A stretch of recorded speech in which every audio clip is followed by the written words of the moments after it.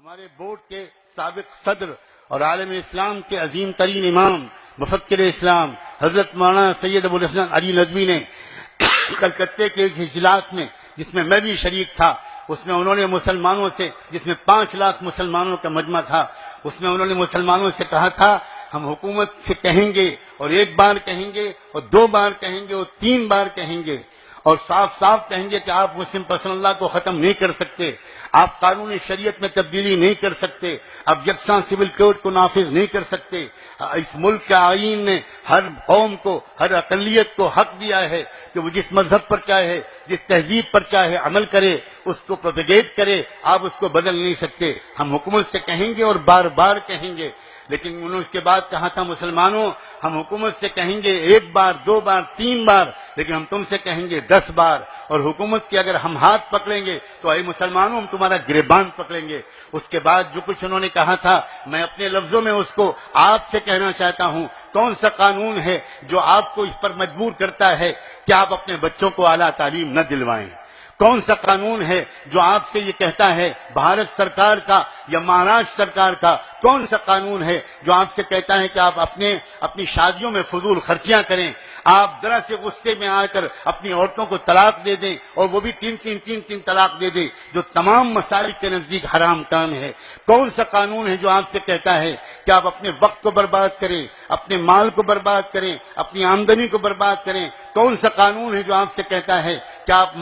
پان مسالہ کھائیں اور تمباکو کھائیں اور اپنی صحت کو خراب کریں؟ کون سا قانون ہے جو آپ سے کہتا ہے کہ آپ ضرور اپنے بیٹے کی شادی میں اپنی جس بہو کو آپ لے کر آ رہے ہیں اس کے ماں باپ کا خون چوس لیں، جہیز کا مطالبہ کریں؟ آپ خود شریعت کے قانون پر عمل نہیں کریں اور اس کے بعد آپ حکومت سے مطالبہ کریں کہ تم شریعت کے قانون پر عمل کرو، یہ 100% ناانصافی ہے،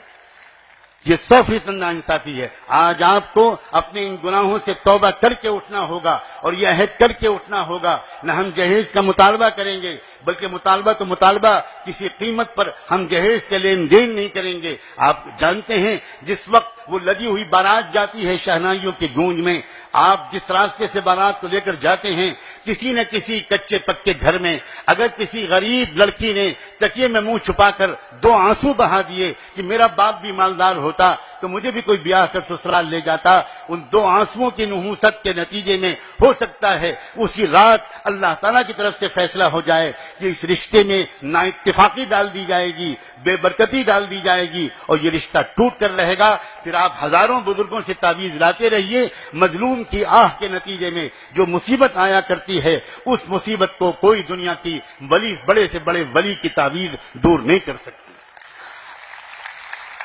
مسلم پسندہ بورڈ مسلمانوں سے صاف صاف کچھ بات کرنا چاہتا ہے، وہ صاف صاف کہتا ہے، یہی خصوصیت ہے مسلم پسندہ بورڈ کی۔ یاد رکھیے، حکومت کے خلاف باتیں کرنا زیادہ آسان کام ہے، نعرے لگوانا زیادہ آسان کام ہے، تالیاں بجوانا زیادہ آسان کام ہے، لیکن برسرعام اپنے سماج کی خرابیوں پر ٹوکنا یہ زیادہ مشکل کام ہے۔ آپ صرف مسجد میں مسلمان رہو اور باہر مسلمان نہ بنو، یہ نہیں چلے گا۔ اور میں صاف کہتا ہوں، اکثر مسلمان مسجد میں تو مسلمان ہوتے ہیں لیکن باہر مسلمان نظر نہیں آتے۔ آپ نے کیوں کبھی نہیں سوچا کہ مسجد کے دروازے پر جب ہم نکلتے ہیں تو کتنی ہماری بھارت کے سماج کی نان مسلم بہنیں اور بچیاں اپنے جگر کے ٹکڑوں کو لے کر کھڑی ہوتی ہیں، اور اس انتظار میں کہ نماز پڑھ کے نمازی آئے گا، پھونک چھوڑ دے گا، میرے بچے کا بخار اتر جائے گا۔ کبھی آپ نے سوچا یا پوچھا کہ یہ بہنیں اور بچیاں آپ کے گھروں میں آ کر پھونک کیوں نہیں چھڑواتی، آپ کی دکانوں پر آ کر پھونک کیوں نہیں چھڑواتی؟ میں آپ کو اس کا جواب بتاتا ہوں، میں نے بہت سوچا ہے اور بہت پوچھا ہے۔ یہ اس کا جواب یہ ہے کہ وہ اتنا یہ بات جانتی ہیں کہ مسلمان اتنی ہی دیر تک مسلمان رہتا ہے جتنی دیر تک وہ مسجد میں رہتا ہے، اس لیے وہ مسجد سے نکلتے ہی پھونک چھڑوا لینا چاہتا ہے۔ وہ جانتا ہے کہ یہ مسلمان جس وقت دکان پر بیٹھے گا یہ بھی جھوٹ بولے گا، یہ بھی دھوکہ دے گا، یہ بھی کم ناپے گا، یہ بھی بہوؤں بیٹیوں کو دیکھے گا، اور اس وقت اس کی پھونک میلی ہو جائے گی، اس گندی پھونک سے اس کے بچے کا بخار نہیں اترے گا۔ آل انڈیا مسلم پسندہ بورڈ کی پکار یہ ہے کہ تم اپنے پورے مسلمان بنو، تم مسلمان بنو،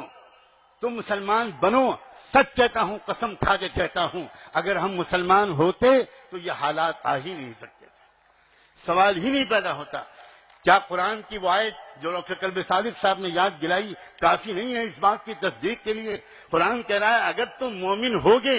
تو تم ہی سر بلند رہو گے. ہم آج سر بلند نہیں ہیں. ہم اگر ذلیل و خوار ہیں تو کیا اس کا صاف مطلب نہیں ہے کہ ہمارے ایمان میں کمزوری ہے، ہماری اسلامیت میں بہت کمی ہے؟ مسلم پرسنل لا بورڈ یہ باتیں بھی آپ سے صاف صاف کہنا چاہتا ہے.